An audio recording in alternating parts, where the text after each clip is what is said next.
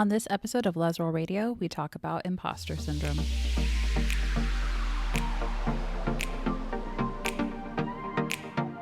This is Les Roll Radio, a combat sports podcast. I'm Kelly Shinnicky.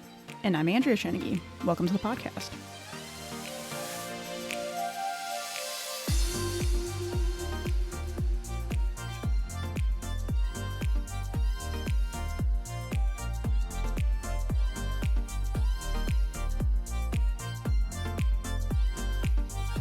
So just before our last episode, you'd competed at the Arnolds. Yes. And then when we talked on the episode about self-awareness, we started the episode by saying that weekend was a good opportunity for you to show some self-awareness in terms of deciding not to continue competing. And then this past weekend, you had another self-awareness opportunity. We're just going to call it that, an opportunity, right? Yes, yeah. Positive spin at the Indy Open, where you also had to make some judgment calls in a competition setting. Yes, so I did Indy Open. Not no gi, because I didn't have anyone in my division. So just gi. And I won my first match. Didn't feel great about it afterwards. I did win by... Physically. I did win by submission. Oh, yeah. What was your submission? A Masa Pau. Which is wild. From top half. Wild. It didn't make sense. I did it. It happened. Whatever. But I didn't feel great coming off. In my second match, I got beat to snot. I'll say that. The girl was able to take my back, and I should have tapped as soon as she took my back and hipped in, because my hip hurt so bad afterwards. That was the submission. And I'm like, I should tap, but then I didn't. And I just kept trying to get up.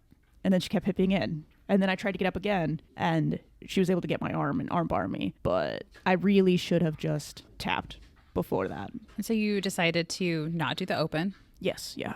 I was too hurt. I think I tore my hip. Yeah, so you got an x-ray. You haven't got an MRI yet.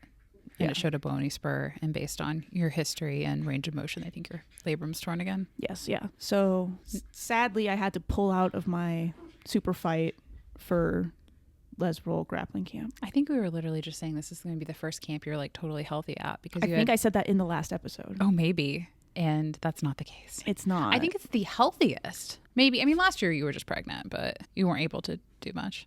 Yeah. So, I'll be there. I'll be able to maybe do some stuff as long as I don't have any other complications before then. So some of it was like a lack of self-awareness. Like maybe you should have tapped earlier. Yes, absolutely. Your hip hurt a lot after the first match, but there's adrenaline. Maybe you should have considered whether or not you should have done the second match. And then probably good self-awareness and knowing to not do the Open. So some like good and bad, right? Yeah. Essentially. Yeah, I think you're right. I think adrenaline had a lot to do with it. Because you were limping. I know that like you were like, oh, I don't think I was until after the second, but you were limping between the first and the second when you went back to the bullpen. Yeah, yeah. The adrenaline was definitely pumping enough that in that second match, I wasn't going to tap to her having my back, but I should have. Hindsight's 2020. So for today's episode, we're talking about imposter syndrome, which is very, very much related to last week's episode about self-awareness. And interestingly enough, and I didn't think this wouldn't be the case, but the general reception that we got from that episode, people liked it a lot, but it was, oh my gosh, I have no problem acknowledging all of my many flaws. Mm-hmm. If anything, I'm just way too hard on myself. Understandably, no one said, you know what? I actually think I have quite a bit of ego when it comes to XYZ, and that's what I need to work on. Yeah. Yeah. So I think everyone probably out there, you and me included, Andrea, should maybe take a little bit of a moment to self-reflect and be like, is there something that maybe we're like overinflating or that we could maybe see more clearly that we're doing? Because I don't think just every single person out there, including ourselves, is just 100% hard on ourselves all the time. Yeah. Yeah. So that was interesting, but it did bring up this topic of like, imposter syndrome and people feeling like they're not good enough. Maybe they're not their belt rank, et cetera. And I think that it's common at all levels that people feel like that at different points. Yeah. So what is imposter syndrome? And you kind of touched on it, is just kind of like not feeling you're good enough where you're at, or maybe deserving of like in jiu-jitsu belt rank, or thinking others see you as less than skilled in what you're doing in your rank. I think that's actually something that's very common throughout jiu-jitsu and probably other martial arts. Have you ever been to a point where you didn't feel like you deserved your belt? No. Good. I mean, no. I rolled a couple weeks ago with someone who cross trains at our gym, who primarily trains elsewhere, and my perception is that he's been incredibly under promoted, and we are the same rank, and that's wild. So I had a moment of being like, wow, we're not the same. Am I actually a purple belt? And then I'm like, no, actually, he probably should be a brown belt by now. Oh, yeah. And so I had that moment. But no. How about you? I felt really weird when I first got my purple belt. Really? Yeah, about having it and feeling like I deserved it. I didn't actually know that. I think you wanted it so badly that I wasn't aware that you felt like at all like maybe you didn't deserve it after you got it. Yeah, after I got it, I was just like, not sure. I don't mean for my answer to sound like I have an overinflated sense of ego. I just think one of the good things that happened with both of my belt promotions was I wasn't like undercooked. Mm-hmm. I'm not saying I was like majorly overcooked, and it wasn't like the like, oh my God, finally sort of thing, but I felt pretty confident when it did happen because it didn't feel like it happened too quickly. And there was like a long conversation before it happened about being close and like what it would take to get promotions in both those cases. So like once it happened, it wasn't a surprise and it wasn't like out of left field, and it felt earned at that point. So I think that that's kind of why maybe I've had that experience. That's a good feeling. You'd rather like take too long Than not long enough. than not long enough between belts. Are there any moments in your training where you felt imposter syndrome? I mean, sometimes related to injuries, and that goes back to last week's topic of self-awareness and having to kind of recognize, like, am I having just like a bad training week because we all have bad training weeks, or is injury a factor? Am I tired? Am I sick? Yeah. Or like, am I really actually not good at this thing? Mm. Like, am I maybe kind of behind with this thing, and at purple belt I should be better? Yeah. So it's like little like micro moments of that where I try to reflect, but I don't know that I'm like, I'm absolutely not like a purple belt at all. I haven't had like those kind of like moments in training, but just maybe about like really specific things. Like, I think I have a good guard generally, and then like also related to competition, I haven't competed at purple belt, but like I remember feeling like towards the end of blue belt I had a really good guard, and then I'd go to a competition and get it passed. Mm-hmm. And I'd be like, that doesn't, like I'm not accustomed to that. Like, am I actually not as good as I think I am? Yeah. So I would have kind of those moments. How about you? I think a lot of mine come when I'm competing, and that's because I get beat by a lot of blue belts in competition. Still like a no-gi. Yeah. They're meaner. I mean, they're meaner, but it's also just like a different crop coming up too. They're it so really is. young, they're so athletic, so talented. So much more wrestling. Yeah. And then even some of the purple belts I fight, and I just get smoked, and I'm like, what the fuck am I doing here? So that's kind of where my imposter syndrome tends to come into play, I would say.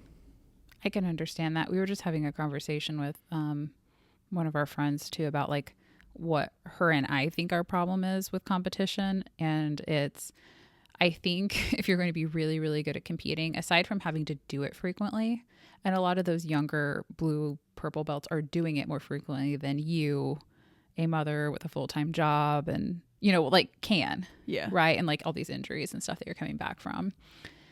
And that's great. That's great that they can do that. But if you're not kind of getting that repetition in. Yeah.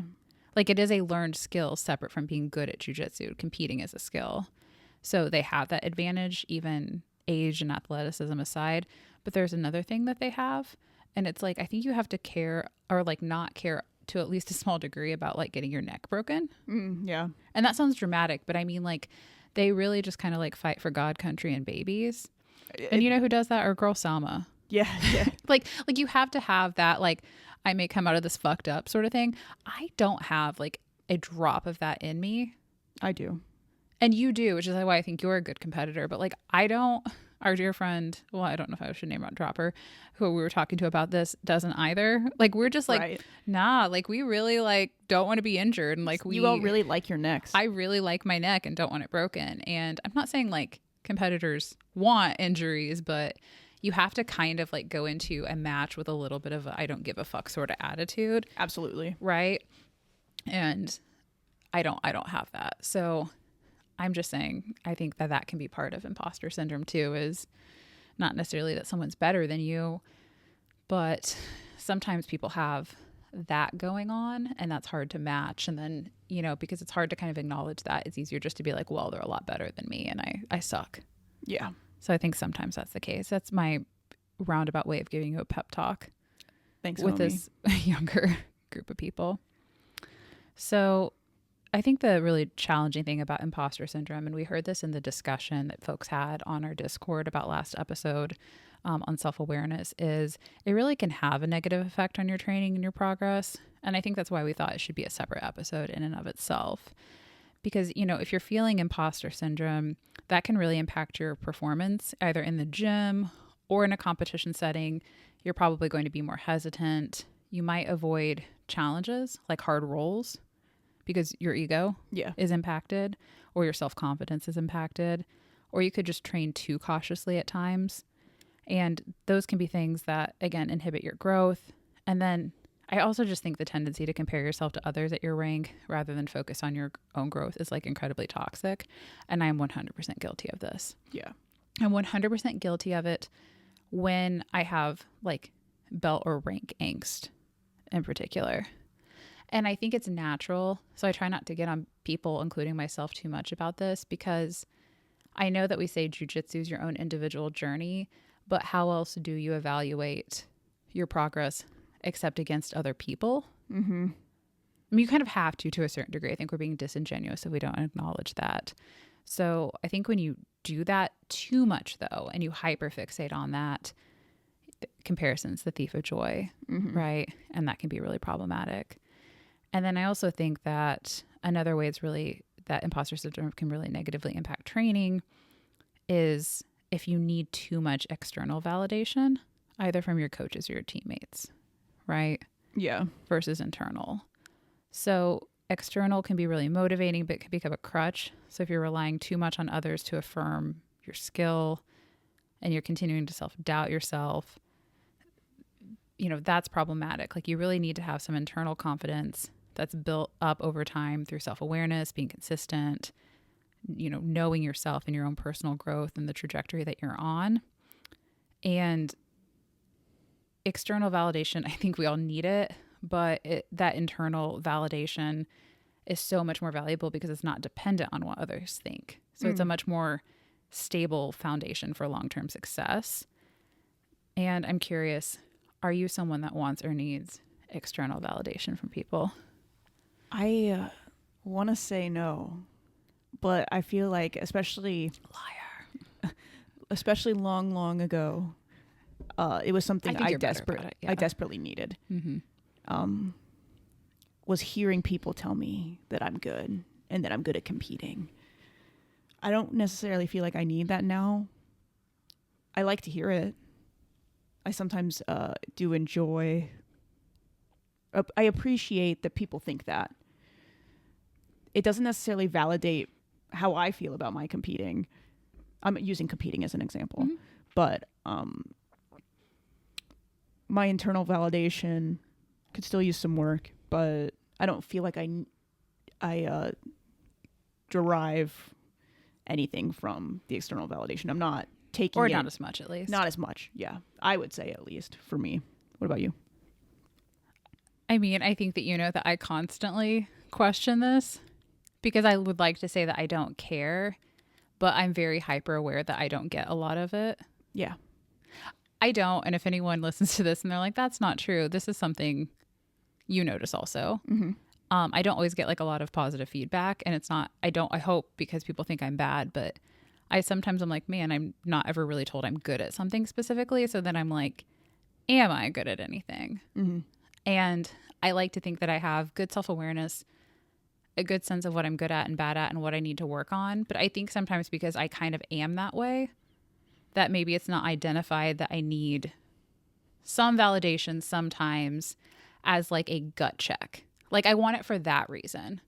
Like I want to know I'm not crazy. Yeah. But like, I don't know the last time someone told me I had like a good guard or like my passing's good or that I'm bad at something and need to work on it either. So I think that I very much want it. I don't like being seen in some ways, so this is really tricky. It's a tricky balance. Like, I don't really like being perceived, and I don't necessarily want it said in front of someone else. I get really uncomfortable with that. I think if I was ever really good at competition, I'd actually be really uncomfortable with winning. I mean that very sincerely. I don't like that aspect of it, but like one-on-one, or if you were around, I wouldn't mind if someone were to say like, hey, this is looking really good, or this is going really well, or, like, you're really good at teaching, or, I really appreciate your whatever. Like, yeah. I don't know. Like, sometimes it would just be nice to get that. Mm-hmm. And I don't know. I'm curious too if that changes how you feel about people that you have a peer mentorship relationship with, because I know that you don't teach class, like, you're not the main instructor, but I consider like the class we teach, we both teach it. Okay. Like, even though you're mostly the okay and I'm mostly saying the words, we typically pick usually I pick what we're talking about or doing that week, but we talk about it together. Yeah. You provide your own, like, we're both coaching. Does this kind of like impact how you treat people that you have that coach relationship with or that peer mentor relationship with? Like, do you see, because you've needed that validation, that like you're more likely to give it to people? I do try to tell people when I think they're doing good, because I want them to know that. I'm hoping that they don't need that from me, that it's just nice to hear. Yeah. I try to never lie. I also try to never lie. So like if I say something's good or you're good at something, I mean it. Yeah, she doesn't lie. She doesn't feel. I'm very honest to like a fault. So I try, but because I have that need, and sometimes I've not felt, like I've always gotten it, or like I've been seen. I try really hard to not only do that for other people, but to do it evenly. And not for people I don't have that sort of relationship with. So if I'm just in class and it's not someone that I have kind of that higher belt peer mentorship relationship with, or they come to my class and I'm their coach for at least that class, I'm not just like going around and like validating everyone. That would be inappropriate. Right. But I try to do it for the people who fall into that category and I have that relationship with them. And I try to do it evenly. Like, I don't want to constantly be like, oh my God, Andrea, you are the best, Even if it's true. Yeah. No, I'm just kidding. No, but I try to kind of like find an even amount of comments and like point out when people are doing things really well. So related, I guess then, how do you handle comparisons to others in training? Or do you feel like you've been compared to others in good or bad ways? I feel like I've been compared to others in good or bad ways. Okay. I mean, I have a hard time answering this question because at least at this point in time, there aren't a whole lot of purple belts at our gym. So I don't feel like I'm comparing myself to a big group of people. Right. Sure. It's just, I don't feel that comparison happening. And maybe it's because there just aren't a lot of us. So I'm not seeing all these different looks, but when I was a blue belt, I was comparing myself to everybody. And I think it's because blue belt's so big. It's so vast. And did you think other people were comparing you to other blue belts? Comparing me? Yes. Yes. In good or bad ways? Yes. Okay. Both. Yeah. I think both. Well, I think you know that my constant comparison, I talked about it many times on this podcast, and I don't always feel like it's cute to admit, but it's to you. So it's funny that you're like, I don't have anyone I'm compared to. And I'm like, oh shit, I'm always compared to Andrea in every way. So that's kind of like the thing, like living under Andrea's shadow. Which like, doesn't make sense to me, but whatever. But that's kind of like been the thing that I've always dealt with, is like Andrea getting a lot of positive reinforcement and feedback, especially because you are so good at competitions. And then feeling like, I just remember, especially when there was a much bigger skill gap between us, people saying like, oh my gosh, you're like a baby Andrea. And I'm like, Andrea did not invent the Kimura, and that's the only thing that we have in common. Andrea did in fact invent the Kimura. It was just like, It was funny, and I would actually say the way we roll is very different. The submissions we do is very different. The style is very different. It never made sense to me why people would say that. It was literally just because I did a fucking Kimura.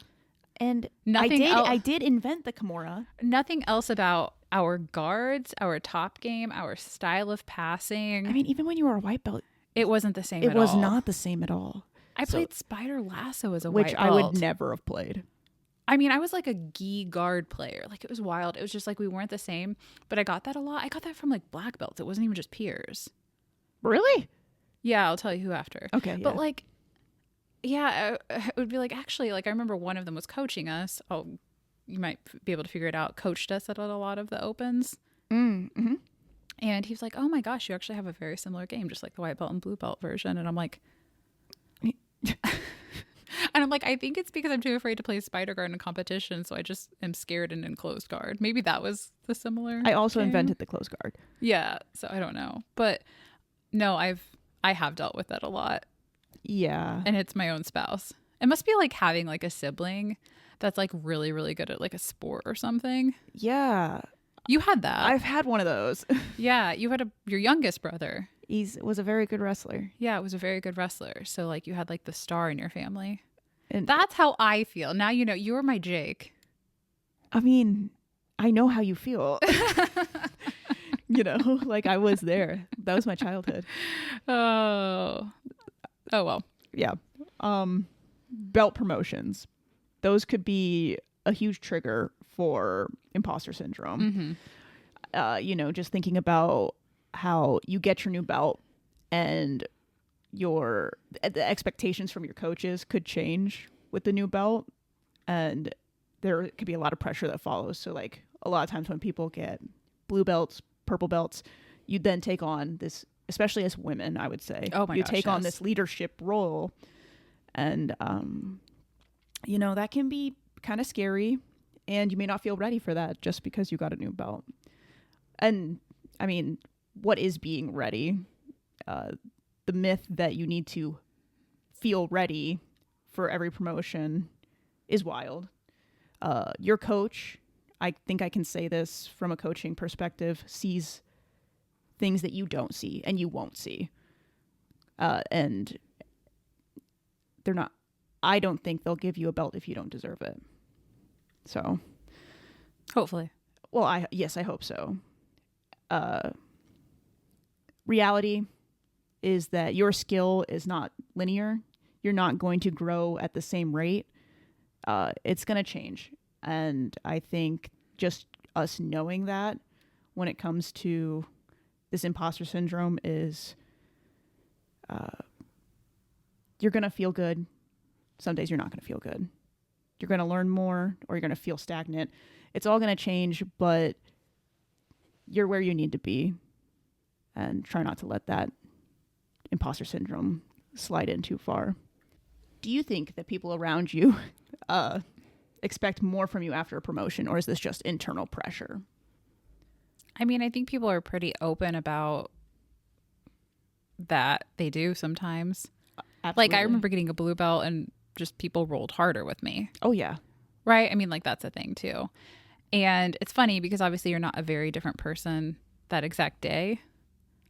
No, but you get the belt and you change. Yeah. But it's funny because it's also just sort of like the marker of like where you can start modulating for different people.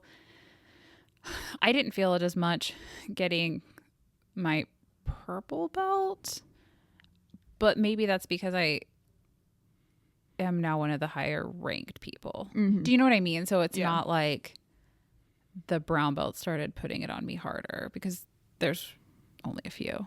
Yeah, that I train, can train with at across a couple different gyms. So it's like that was very different, but I felt it more at blue belt, where higher belts were like, I can be meaner to you.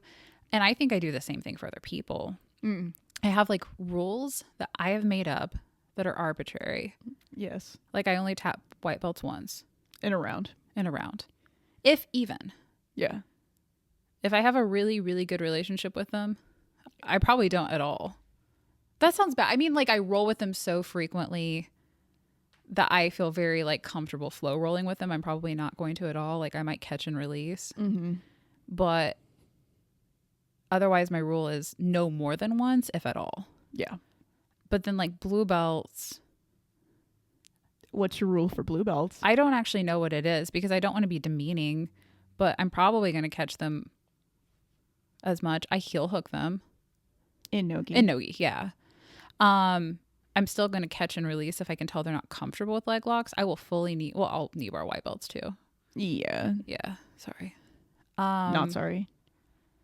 But once they get to blue, I start heel hooking because I think that they need that exposure. I honestly think they need that exposure at white belt. I would agree. But I feel like I'm doing my duty by straight ankling and knee barring them in that regard.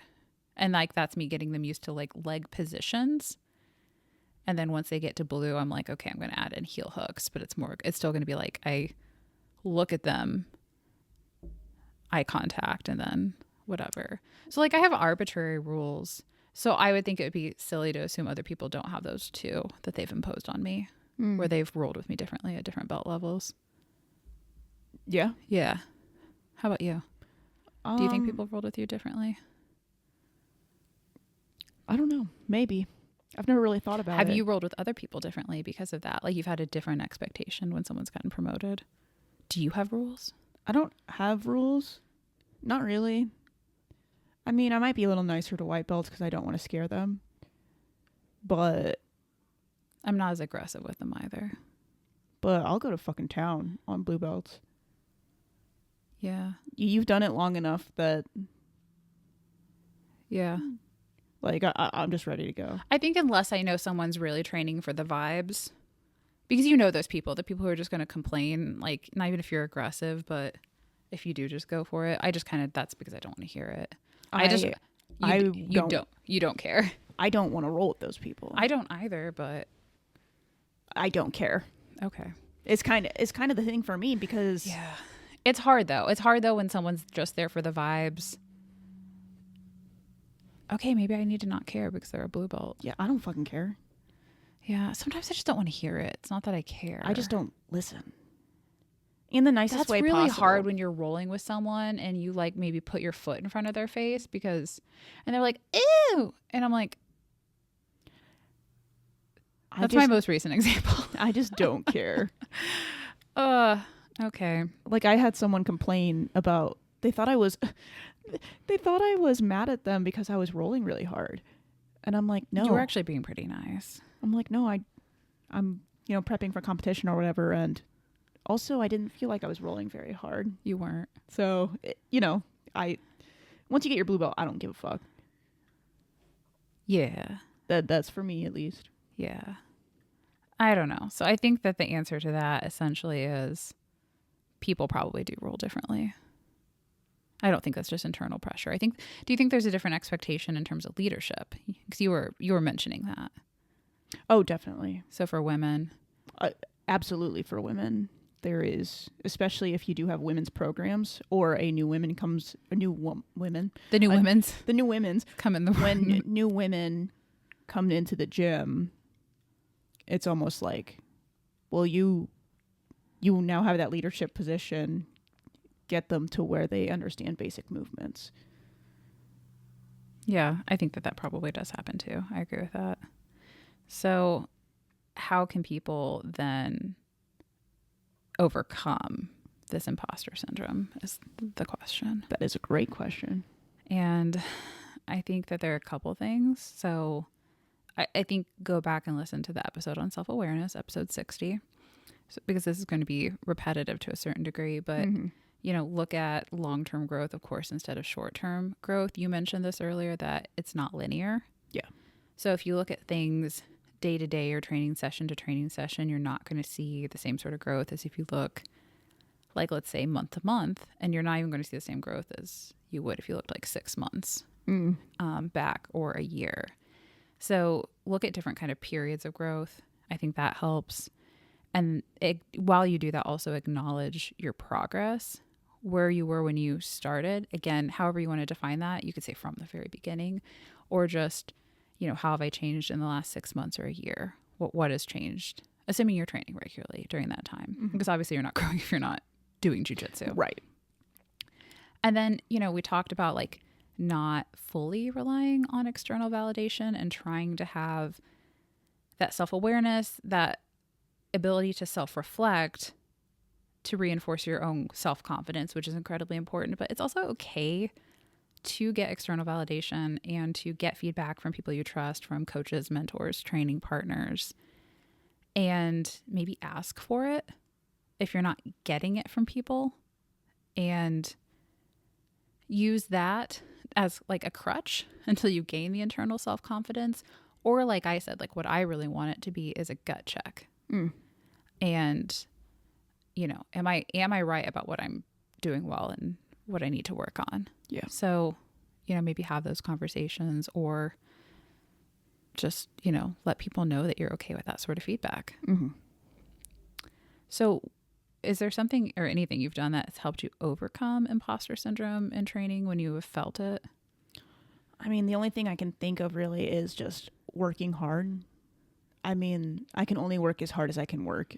And I am where I am because of how hard I've worked.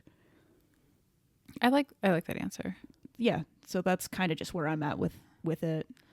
I think in general, anytime I feel really bad about something, that's the thing, not just in jiu-jitsu, but in life, that maybe gets me through it, is like, well, what can I do about it rather than just be sad about it or complain about it? I say that to you all the time about things. Yeah. I'm like, we can talk about it. Like, that's fine. But like, what can we actually do about this thing? Like, what do we need to talk through? What do we need to do? So very similar answer for me. I think it's just, if I'm feeling that way, identify why is someone else making me feel that way? Because I may not have a ton of control over that. Am I making myself feel that way? Is it a combination? And what can I do about it? What can I work harder at? What's within my control? Yeah, I think that's the important thing, is what is in your control? What can you do about that? But, you know, on the flip side, what can teammates and coaches do to help create an environment that does minimize those imposter syndrome feelings? So, you know, you're right. You know, you can handle what's within your control, but what can other people do to help you with that and to ensure that you don't feel imposter syndrome if you're in a leadership role? I would say not comparing students to other students, especially in front of them. That there just is no reason for that. I would also say to others too, because there's a little bit of a thing where if you talk about someone and they're not there, you assume that you're spoken about in the same way when you're not there. That's true. Yeah. Yeah. So, you know, you should be able to have like candid conversations with, like, let's say your coaches, for example. Right, I think that's different. But just like student to student, probably shouldn't. Yeah. When you're complimenting people, maybe just don't just compliment one person, or if you're noticing that it's always the same person you're giving compliments to, other people see that as well. So yes. Yeah, no, I mean, it's very true. And I think sometimes if you have someone who's like, they're a lot, like you see them a lot, they train a lot, it happens kind of naturally, or maybe they're really like gifted or they're skilled, but everyone's good at something. So there's some sort of positive feedback that you can give to every person, even if it is like, hey, I really love that you showed up today to help the people getting ready for the competition.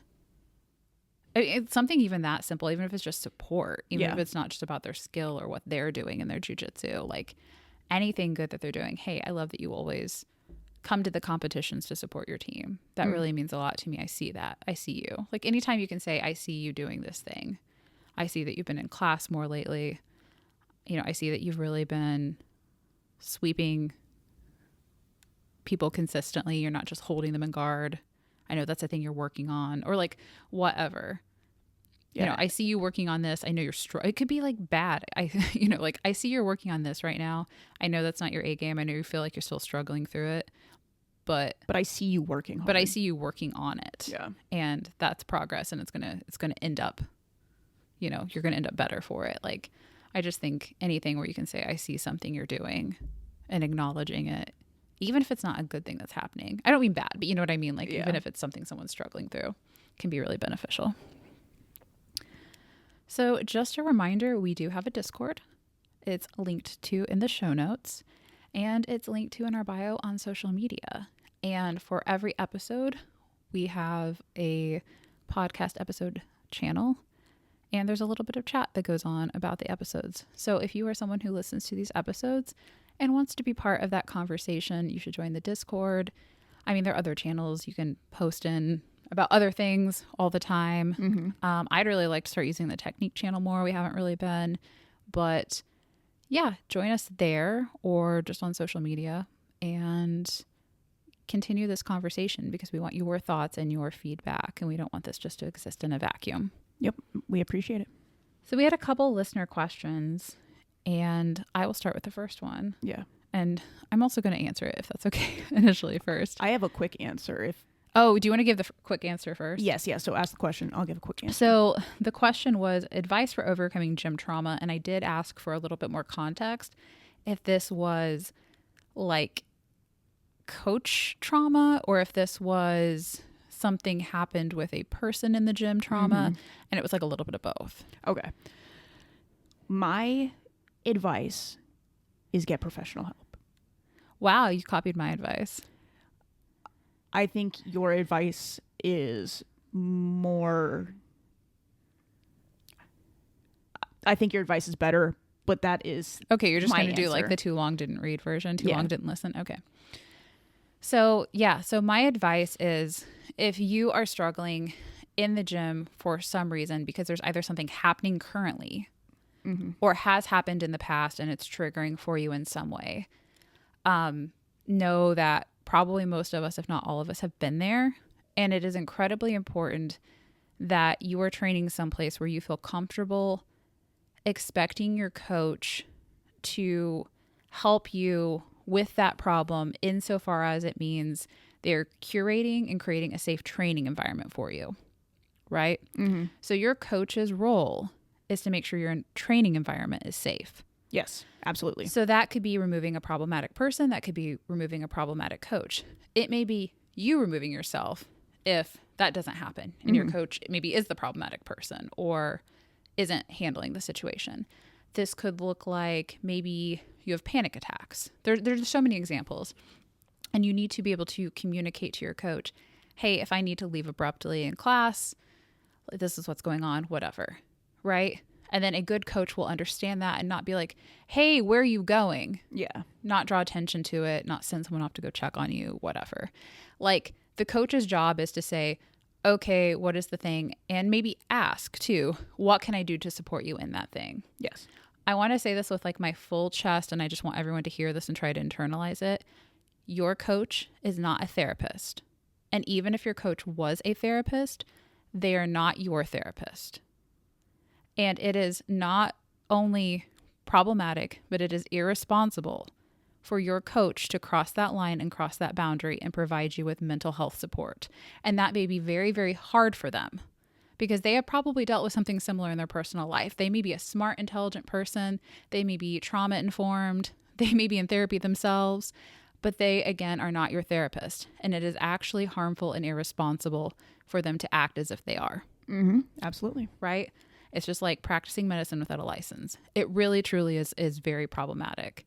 As someone who just has a psychology undergraduate degree and is in no way a therapist myself, I feel just like knowledgeable and just adjacent enough to mental health treatment. I worked in a mental health court that I know how problematic it is when unlicensed people try to provide support that they are not Certified. appropriately like, it's not appropriate for them to give.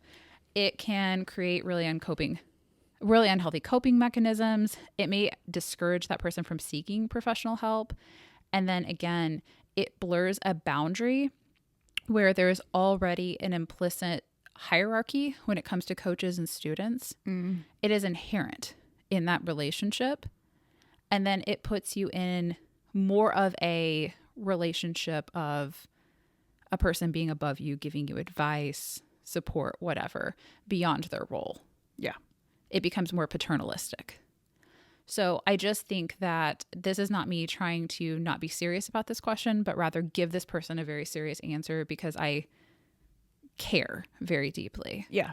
So again, too long didn't want to listen thing is what Andrea said is if you're talking about how do I deal with the PTSD aspect of it. Mm-hmm. That is not something to ask your friends or your coaches about. Yeah. That is you seek mental health treatment. And I think everyone should be in therapy. I agree. All of us. That is what's most appropriate. But you should be able to talk to your coaches and your gym owners about what you need to be safe in the gym environment. Those are two separate things. Yes. Yeah, absolutely. So that's my soapbox. I just believe very strongly in that. I think that you should be trauma informed. Yes. And I think part of being trauma informed is knowing when to refer out. I know Submit the Stigma does trauma informed training for jiu-jitsu gyms. I'm sure there are other organizations as well. If you're a gym owner and you don't have one of those professional trainings or certifications, I think you should really consider that. Mm-hmm. It's a useful thing to have. Yeah, I would agree. All right. So our next listener question was, if CJI has a women's bracket, and we know that this next one's going to be a quintet, but let's just say like we're talking about women's bracket or women we want to see. Who would you want to see? And the quintet is going to be men only for what I've been able to gather so far. Right. So my answer was Adele Fornerino, Helena Cravar, Fionn Davies, and BSM. And I made Andrea come up with these ahead of time and so write that them down. I wouldn't copy her. So that she wouldn't copy me because I thought my answers were great. Okay. So mine was Liz Mitrovic. Love her. Yeah. Paige Ivette and Rosa Walsh. And I said these because they are really fucking great Athletes who have done exceptional at world level competitions, ADCCs, etc. But they're not necessarily the Fionns. I think that they need more credit than they sometimes get. They're as good as the ones you named. Absolutely. Yeah. As soon as you said them, I was like, damn. I'm like, those are great women. That was amazing. Yeah. Because I'm with you too. I'm like, oh my gosh, yeah, I loved Adele's ADCC run. And like, I'm a big Elizabeth Clay fan. And like, yeah. But I'm like, who are some that are like right there too that we're not highlighting as much as we should? Yeah. And I'm pretty proud of my 3. I like that. Yeah. All right. Questions for each other. I'll go first. All right. If you could change one BJJ rule in any major rule set, what would it be? In the rule set of IBJJF, that reaping is illegal. At all levels? At all levels. I think so too. Gi and no-gi. I think it's an old traditional rule that doesn't make sense anymore. And it just makes them look like pussies, I'm going to say. I mean, honestly, your knee's not really getting bent unless you have control of the hip. And even in an ashi, it's very difficult to have full control of the hip. In a way that you're going to ruin someone's knee, I would disagree.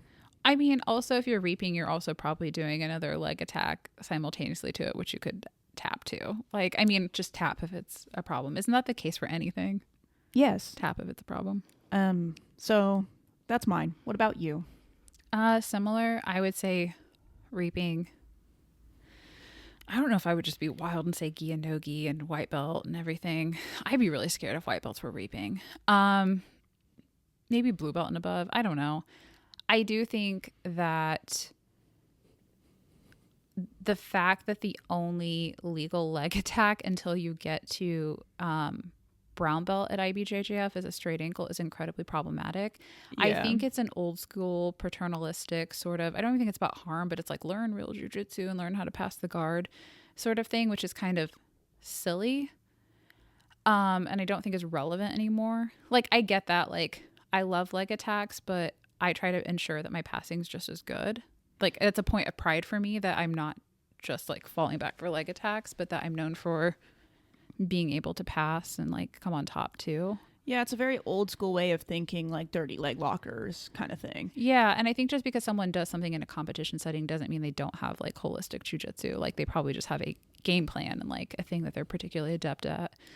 I mean, I remember we went to a no-gi camp, and the first thing, and it was at a gym known for leg locking. Mm. It was at a no-gi gym known for leg locking. And they're like, we're not doing any of that this weekend. That's actually not all we do in the gym. Like, we're just working on sweeps and passing. Yeah. And we may do that in competition, but like we are well-rounded. And I was like, okay. And I think that that's kind of the mentality I've always taken. So I think it's incredibly problematic, because I think when you say, oh, only a straight ankle is legal, then you don't encourage people to understand leg entries, guards that involve leg entries, leg pummeling, like a whole big aspect of jiu-jitsu. It ends up being incredibly weak. And then I see a lot of people who are just very, very, honestly, I think below where they should be with half of the human body. So that was a long-winded way of saying it's like, I think knee bars should be legal at white belt. It's just like an arm bar. Yeah, your knee is probably more important than your elbow. But it's the same concept. Yeah, it's like you feel it, when it's in. I think heel hooks should probably be legal at like purple belt. Yeah. I'm fine with it not being legal in gi. Maybe I actually don't know if it really matters if you really want to get into it, but I think reaping should be fine. I mean, honestly, I don't know, toe holds. I don't know why you can't toe hold as a white belt. Yeah. With the gi thing, I think it's... Well, they're like, it's like so you can slip out. Like, it's tougher to slip out, but it's like... Oh, I thought it was because so the ref can see... The knee line? The knee line. So but if you're not... But knee, if reaping's fine, who cares? You know what I mean? I was going to say either way, who cares? If you're an adult competing, you should understand the rules. You should understand your body enough. I think it made more sense when it was about being able to see the knee to ensure that like reaping wasn't happening. But if all major rule sets that allow heel hooks allow for reaping, why does it matter? Yeah. I just think it's not keeping up with where jiu-jitsu's going, and it's not keeping up with all major no-gi competitions. I would agree. And I think IBJJF is now in the minority when it comes to no-gi competitions. And then you now see, I mean, like there's still good people at no-gi worlds, but it's not the same caliber. It's not the same caliber as it once was, because people are choosing, super fights. That's much more popular. They're choosing paid opportunities. Yeah, absolutely. And a lot of it's the money, but a lot of it's also, I think the rule set is very silly. Yeah. But silly for gi too. Mm-hmm, absolutely. So I think similar minor leg locks. That was another long-winded answer. I think all of the leg lock IBJJF rules need to be completely rehauled. Yeah. So I'm going to change my question a tiny bit. If you were to never compete with an organization again, what organization would it be? I want you to call out an organization right now, is what I'm saying.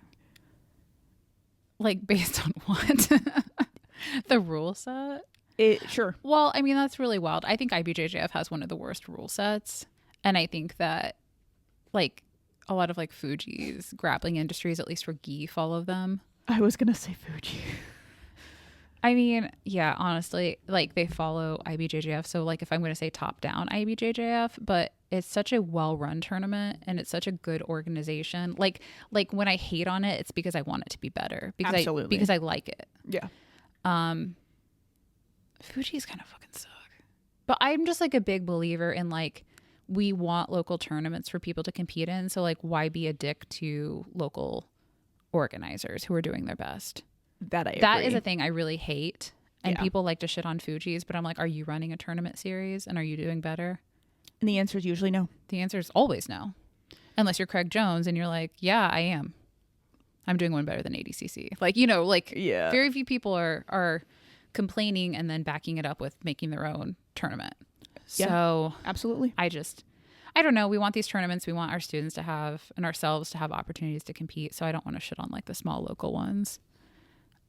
So maybe a good answer would be IBJJF no-gi. IBJJF, yeah, no-gi. I mean, like top down kind of thing. You're yeah, right. Because I just think that they can do so much better, and then that would influence other smaller organizations that follow their rule set. Wow, that's actually a great answer, and I thought we were just going to shit on some organizations. Like grappling industries or something, yeah. But no, that was a great answer.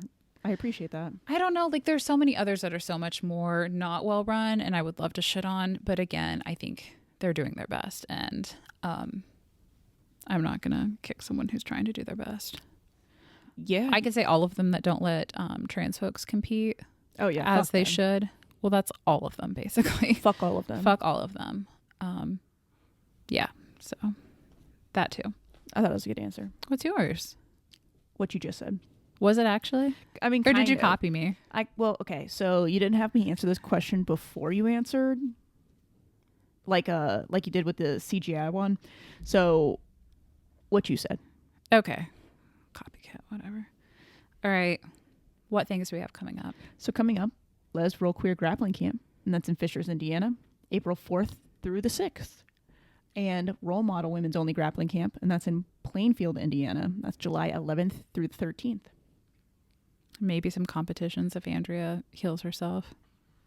Maybe. We'll see. Well, I don't know. Where can people find us? People can find the podcast at lesrollradio.com and at Les Roll Radio on TikTok, Blue Sky, YouTube, and Instagram. And our Discord link is in the bio. You can find me, Andrea Shenegi, at Shenegi A, and you can find my wife, Kelly, at Kelly Shenegi on TikTok, Blue Sky, and Instagram. Before we are done, that reminded me that we have some new merch out. Ooh, yeah. And when you mentioned the Discord link, it made me think that there is a free shipping code there. And I'm mentioning it here, which is cheating. But I want you to know we do that. Like sometimes we post it on just one place. Or we mention it on the podcast. We might mention a free shipping code. And it's your incentive, right? So if you're in the Discord, there's a free shipping code. You guys should check that out. Yeah, under announcements. All right. See you later. Bye.